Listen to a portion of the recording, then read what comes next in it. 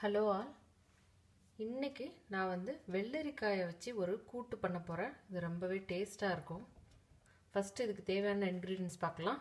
நான் வந்து வெள்ளரிக்காய் எடுத்திருக்கேன். ஒரு முழு வெள்ளரிக்காய், ஒரு பாதி வெள்ளரிக்காய் எடுத்திருக்கேன்.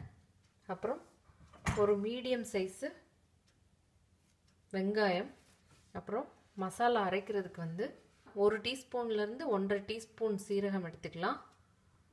கொஞ்சம் தேங்காய், ஒரு கார்லிக்கு, 2 மிளகாய், மஞ்சள் தூள், அப்புறம் 1 கப் தயிர்.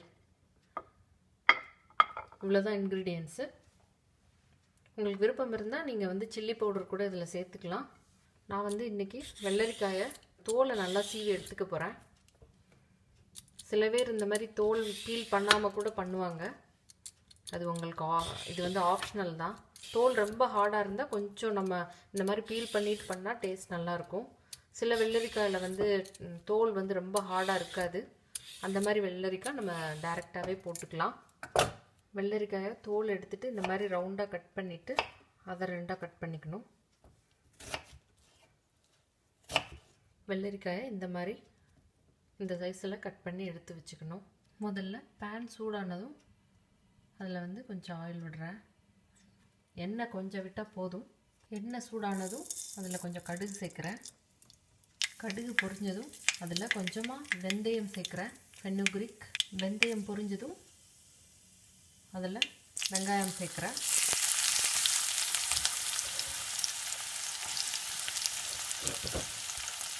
இதில் தேவையான அளவு உப்பு சேர்த்துடலாம். வெங்காயம் நல்லா வதங்கணும். இது வதங்கிட்டு இருக்கும்போதே நம்ம வந்து மசாலா அரைச்சிடலாம். இப்போ மசாலா அரைக்கிறதுக்கு பச்சை மிளகாய், வெள்ளைப்பூடு, தேங்காய்,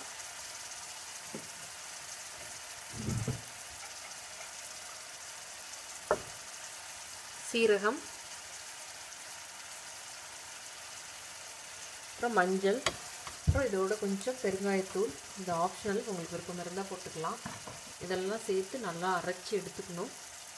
இப்போ மசாலா நல்லா அரைச்சி எடுத்து வச்சிட்டேன். நெக்ஸ்ட்டு இந்த தயிர் வந்து ரொம்ப கெட்டியாக இருக்குது. இதை நல்லா பீட் பண்ணி எடுத்துக்கணும். தயிர் இவ்வளோ தான் போடணுன்னு அவசியம் இல்லை. உங்களுக்கு எவ்வளோ தயிர் விருப்பமோ அவ்வளோ போட்டுக்கலாம். இப்போ தயிரும் ரெடி ஆயிடுச்சு. இப்போ வெங்காயம் நல்லா சாஃப்ட் ஆயிடுச்சு. இதுக்கு வந்து வெங்காயம் ப்ரௌன் ஆகணும்னு அவசியம் இல்லை. நல்லா குக் ஆகி சாஃப்டானால் போதும். இப்போ நம்ம வெள்ளரிக்காய் சேர்த்துடலாம். அதில் வெள்ளரிக்காய் சேர்த்து நல்லா மிக்ஸ் பண்ணி விடணும். நல்லா மிக்ஸ் பண்ணி விட்டுட்டு ஒரு 2 to 3 மினிட்ஸு நம்ம இதை மூடி வச்சிடலாம்.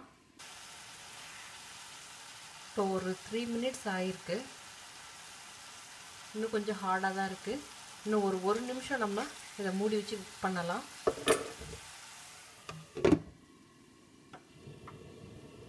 இப்போது வெள்ளரிக்காய் ஓரளவு சாஃப்டாகிடுச்சு. ரொம்ப சாஃப்டாகணும்னு அவசியம் இல்லை. இது வந்து ரொம்ப சாஃப்டாகிடக்கூடாது. ரொம்ப சாஃப்டானாலும் நல்லா இருக்காது. இந்த அளவுக்கு குக் பண்ணால் போதும். இப்போ நம்ம மசாலா சேர்த்துடலாம். அதில்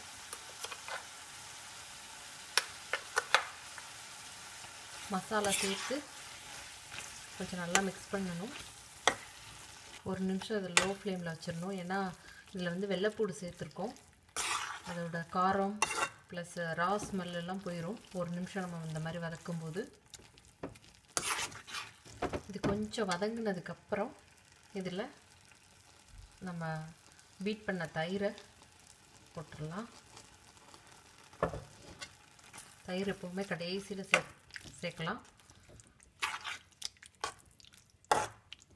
தயிர் சேர்த்ததுக்கப்புறம் நம்ம ஸ்டவ் ஆஃப் பண்ணிடணும்.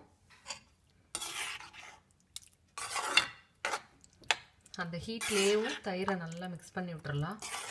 இப்போ ரொம்பவே டேஸ்டியான வெள்ளரிக்காய் தயிர் கூட்டு குக்கும்பர் கிரேவி ரெடி ஆயிடுச்சு. இது ரொம்பவே ஹெல்த்தியானது. நீங்கள் நம்ப மாட்டீங்க, இது ரொம்பவே டேஸ்ட்டாக இருக்கும். மறக்காமல் ட்ரை பண்ணி பார்த்துட்டு எப்படி வந்ததுன்னு சொல்லுங்கள். Thank you all.